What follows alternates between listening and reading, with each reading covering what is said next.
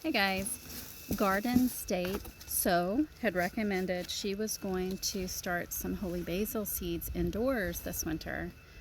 And I think that idea was sitting in the back of my mind because when I found this volunteer holy basil looking very healthy and gorgeous, I thought, I'm going to bring it inside. I already have a grow light in the kitchen set up for my one dwarf tomato plant that I brought in for the winter.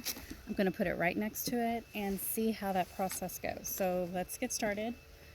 You can see Tonto's making a mess in the back like he likes to do. His favorite thing is destroy everything he can find. So you can either watch him or watch me pot up this holy basil. I use coffee filters in the bottom of my indoor plant pots. That prevents chunks of dirt getting trapped in that drainage hole. Okay,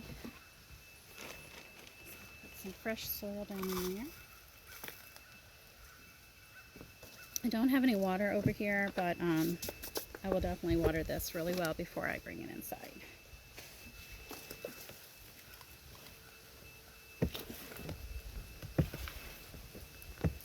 And holy basil transfers really well.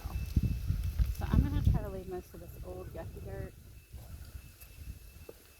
because I think actually I had edamame growing in this soil. This is just a volunteer that self-seeded itself. So you see the roots, and I'm just going to put it here with some fresh soil.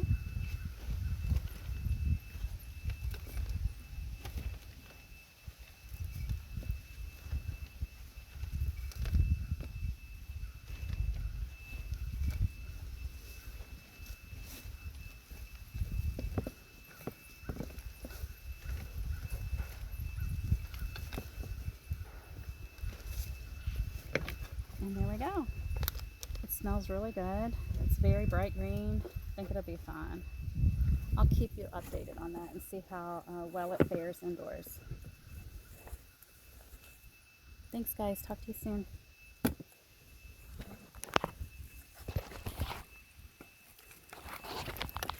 Tonto, that is a birdhouse. Please stop.